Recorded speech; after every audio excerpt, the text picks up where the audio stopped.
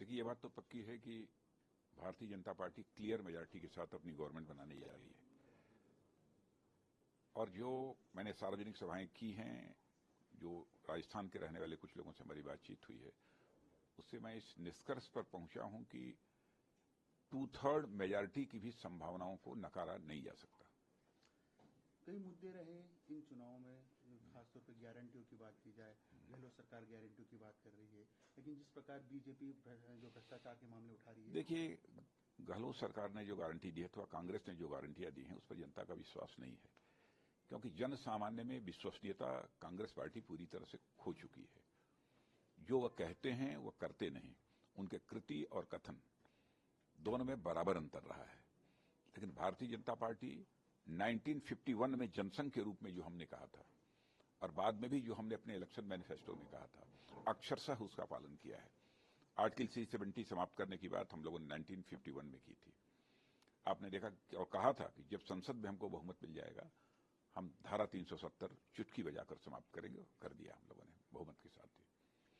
हम लोगों ने कहा था कि हमारी गवर्नमेंट बनेगी तो अयोध्या की धरती पर राम का मंदिर बनकर रहेगा। 22 जनवरी के बाद आप भी स्वयं दर्शन करने के लिए वहां जा सकते हैं। हमने कहा था 3 तलाक की प्रथा को हम समाप्त करेंगे। हमने उसको चुटकी बजाकर समाप्त कर दिया, क्योंकि 3 तलाक की प्रथा पर लोग सांप्रदायिकता का आरोप हम लोगों के ऊपर लगाते हैं। लेकिन भारतीय जनता पार्टी ने जाति, पंथ, मजहब की राजनीति नहीं करती। इंसाफ और इंसानियत, जस्टिस और ह्यूमैनिटी, यही हमारी राजनीति का आधार है।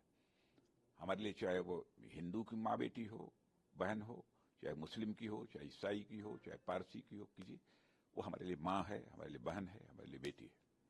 राजनाथ जी, इस चुनाव में यदि देखा जाए तो बड़ा मुद्दा जो कि बीजेपी ने बनाया, प्रदेश में बिगड़ती कानून व्यवस्था को बनाया।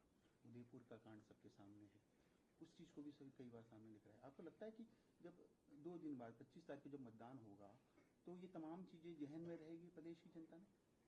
जरूर रहेगी, और उनको अंतर मालूम होगा। जब हमारी भारतीय जनता पार्टी गवर्नमेंट जब यहाँ बनेगी और उसके कामकाज को लोग देखेंगे तो स्वाभाविक रूप से उनको अंतर दिखाई देगा। क्योंकि कांग्रेस की हुकूमत में यहां पर राजस्थान जो है विकास की राह छोड़ चुका है और दुर्गति के रास्ते पर चल पड़ा। हाल ही में राहुल गांधी, प्रियंका गांधी, मल्लिकार्जुन खड़गे के कई दौरे रहे। जिस प्रकार की भाषाओं का इस्तेमाल किया, खासतौर पर टारगेट पर प्रधानमंत्री, नहीं, बहुत ही मैंने सुना है, बहुत ही दुर्भाग्यपूर्ण है, बहुत ये दुखद है। और मैं समझता हूं कि कोई किसी भी पॉलिटिकल पार्टी को उसको मर्यादाओं का अतिक्रमण नहीं करना चाहिए। शब्दों का चयन बहुत नपातुला होना चाहिए। और जो कुछ भी उन्होंने कहा है प्रधानमंत्री के बारे में, प्रधानमंत्री व्यक्ति नहीं होता, प्रधानमंत्री संस्था होता है। मैं कभी भी किसी भी पूर्व प्रधानमंत्री के बारे में मैंने कभी अपशब्दों का प्रयोग नहीं किया है। पूर्व प्रधानमंत्री चाहे किसी भी पार्टी का क्यों ना हो। और हेल्दी डेमोक्रेसी में सबसे अपेक्षा की जाती है कि मर्यादाओं का पालन करेंगे। राम राज्य को हम आदर्श क्यों मानते हैं? राम राज्य को हम इसीलिए आदर्श मानते हैं क्योंकि भगवान राम ने आजीवन मर्यादाओं का पालन किया। यदि वे अच्छी शासन व्यवस्था देना चाहते हैं, अच्छी हुकूमत यदि हम देना चाहते हैं, तो जो लोग इस शिखर पर बैठे हैं अथवा जिनकी भी भागीदारी है उस हुकूमत में, उस शासन में, उनको कभी भी मर्यादाओं का अतिक्रमण नहीं करना चाहिए। ये बहुत विडंबना है। और जो करते हैं वह मैं समझता हूं इस व्यवस्था में काम करने के योग्य नहीं है। राजनाथ जी, राजस्थान की यदि बात की जाए तो बहुत बड़ा प्रदेश है क्षेत्रफल के आधार पर भी, लेकिन जिस प्रकार की घटनाएं पिछले दिनों बड़ी सामने आई, खासतौर पर उदयपुर की जो घटना थी, आप रक्षा मंत्री है, बहुत ही दुर्भाग्यपूर्ण रहा। कन्हैयालाल की घटना की चर्चा कर रहे हैं आप, बहुत ही दुखद रहा।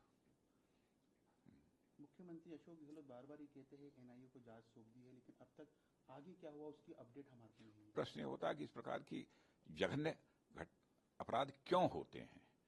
अब बड़ी संख्या में बाई चांस एकाक हो जाए तो बात समझ में आती है, लेकिन लगातार कई घटनाएं हुई हैं। किसी मुझे पूरा याद नहीं, रतनलाल सैनी, कोई जाटो और क्या क्या, वाल्मीकि, किसके साथ नहीं हुआ है?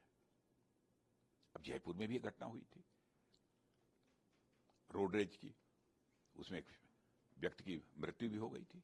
ठीक है, आपने 50 लाख रुपया दिया, डेयरी बूथ दिया, बहुत सारी सुविधाएं दी, उसमें हमको कोई आपत्ति नहीं, आप दीजिए। फिर रतनलाल सैनी का क्या अपराध था? जाटों का क्या अपराध था? अन्य लोग जो मारे गए हैं, कानून और व्यवस्था बदतर होने के जो शिकार हुए हैं, उनके साथ भी भेदभाव क्यों किया जा रहा है? माने ये तुष्टीकरण की राजनीति है। तुष्टीकरण की राजनीति नहीं की जानी चाहिए। राजनीति इंसाफ की होनी चाहिए, जस्टिस की होनी चाहिए। राणा जी, एक बड़ा इशू रहा इन चुनावों में, कई जो केंद्रीय एजेंसियां हैं उन्होंने यहाँ पर कई कार्रवाई की, कुछ करोड़ों रुपए सोने भी पकड़ाए गए, लेकिन कांग्रेस के नेता लगातार यही आरोप, आज सुबह भी प्रेस कॉन्फ्रेंस थी कि केंद्रीय एजेंसियों का दुरुपयोग किया गया, वो ये आरोप लगातार लगा रहे। प्रश्न ये इन एजेंसियों का जो काम है, जिस पर्पज से बनाई गई है, वो तो एजेंसी अपना काम कर रही है, क्योंकि भारतीय जनता पार्टी भ्रष्टाचार के सख्त खिलाफ है। और मैं तो कांग्रेस के लोगों को कहना चाहता हूं, 9.5 वर्ष से हमारी गवर्नमेंट चल रही है, क्यों नहीं किसी मंत्री के ऊपर भ्रष्टाचार का आरोप लगा देते? क्या हमने रोक रखा है उनको? आज अटल बिहारी वाजपेयी जी की सरकार थी, क्यों नहीं किसी मंत्री के ऊपर भ्रष्टाचार का आरोप लगा? जब आपकी ही गवर्नमेंट रहती है, तब क्यों भ्रष्टाचार के आरोप लगते हैं? और सेंटर में इनकी गवर्नमेंट थी तो 2G मामले में आपने देखा होगा, इनके मंत्रियों को, केंद्र के मंत्रियों को, कैबिनेट मंत्री को जेल की हवा खानी पड़ी थी। क्यों ऐसा होता है?